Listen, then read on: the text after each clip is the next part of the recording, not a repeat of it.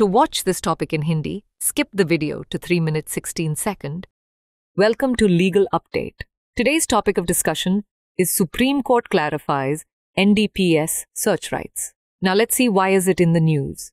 Recently, in the case State of NCT of Delhi versus Mohammad Jabir, the Supreme Court observed that the intent behind Section 50 of the NDPS Act is to inform a suspect who is about to be searched of the right to be taken to a gazetted officer who is not part of the raid team.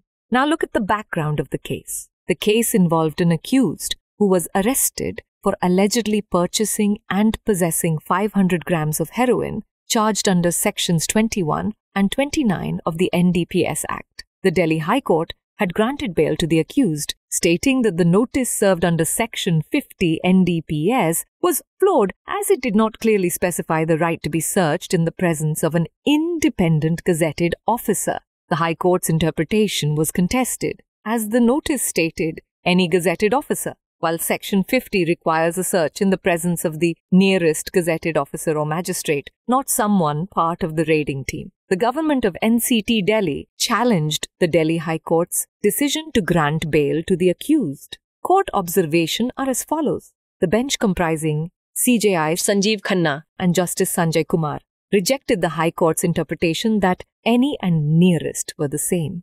The court stated that the notice under Section 50 must refer to an independent gazetted officer, not a member of the raiding team. The accused was not entitled to bail based on the misinterpretation of Section 50, and the matter was sent for further consideration.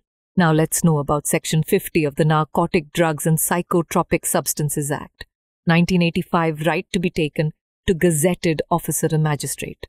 If requested, the officer must take the person being searched to the nearest gazetted officer or magistrate without unnecessary delay. The gazetted officer magistrate must determine if there are reasonable grounds for the search. If not, the person is released. Only a female officer can search a female. If the officer believes the person may part with evidence or drugs, they may conduct an immediate search under Section 100 of the CRPC and report the reasons within 72 hours.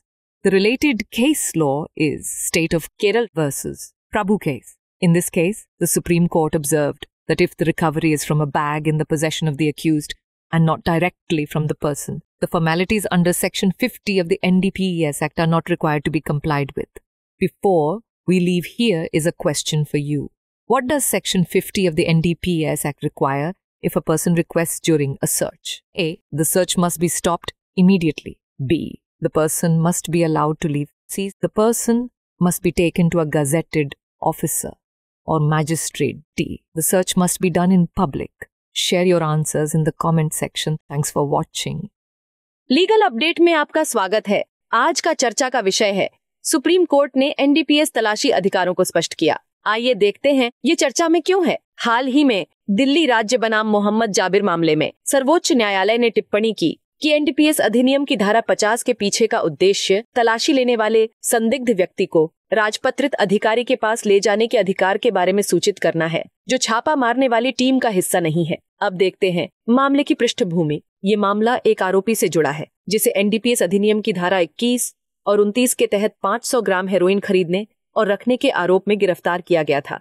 Delhi उच्च न्यायालय ने आरोपी को यह कहते हुए जमानत दे दी थी कि धारा 50 एनडीपीएस के तहत दिया गया नोटिस त्रुटिपूर्ण था, क्योंकि इसमें स्वतंत्र राजपत्रित अधिकारी की उपस्थिति में तलाशी लेने के अधिकार का स्पष्ट उल्लेख नहीं किया गया था। उच्च न्यायालय की व्याख्या को चुनौती दी गई, क्योंकि नोटिस में किसी राजपत्रित अधिकारी का उल्लेख था, जबकि धारा 50 के अनुसार तलाशी निकटतम राजपत्रित अधिकारी या मजिस्ट्रेट की उपस्थिति में की जानी चाहिए, न कि छापा मारने वाली टीम के किसी सदस्य की उपस्थिति में। दिल्ली सरकार ने आरोपी को जमानत देने के दिल्ली उच्च न्यायालय के फैसले को चुनौती दी। अब जान लेते हैं न्यायालय का अवलोकन। मुख्य न्यायाधीश संजीव खन्ना और न्यायमूर्ति संजय कुमार की पीठ ने उच्च न्यायालय की इस व्याख्या को खारिज कर दिया कि कोई भी और निकटतम एक ही है।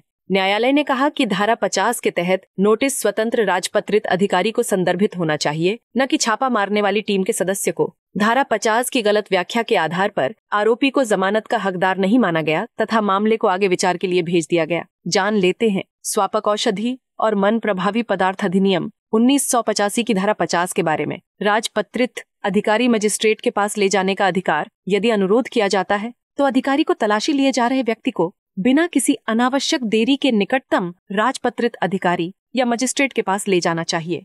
राजपत्रित अधिकारी मजिस्ट्रेट को यह निर्धारित करना होगा कि तलाशी के लिए उचित आधार है या नहीं। यदि नहीं तो व्यक्ति को रिहा कर दिया जाता है। केवल महिला अधिकारी ही महिला की तलाशी ले सकती है। यदि अधिकारी को लगता है कि व्यक्ति साक्ष्य या नशीले पदार्थ छोड़ सकता है तो वे CRPC की धारा 100 के तहत तत्काल तलाशी ले सकते हैं और 72 घंटों के भीतर कारण बता सकते हैं। इससे संबंधित केस केरल राज्य बनाम प्रभु मामला। इस मामले में सर्वोच्च न्यायालय ने कहा कि यदि बरामदगी अभियुक्त के कब्जे में मौजूद बैग से हुई है न कि सीधे व्यक्ति से, तो NDPS अधिनियम की धारा 50 के तहत औपचारिकताओं का पालन करने की आवश्यकता नहीं है। आइए अब नोट कर लेते हैं आज का अभ्यास प्रश्न। यदि कोई व्यक्ति तलाशी के दौरान अनुरोध करता है तो NDPS अधिनियम की धारा 50 के तहत क्या अपेक्षा की जाती है? विकल्प A, तलाशी तुरंत रोकी जानी चाहिए। विकल्प B, व्यक्ति को जाने दिया जाना चाहिए। विकल्प C, व्यक्ति को राजपत्रित अधिकारी या मजिस्ट्रेट के पास ले जाया जाना चाहिए। विकल्प D, तलाशी सार्वजनिक रूप से की जानी चाहिए। इसका उत्तर हमें कमेंट सेक्शन में जरूर भेजिएगा। धन्यवाद।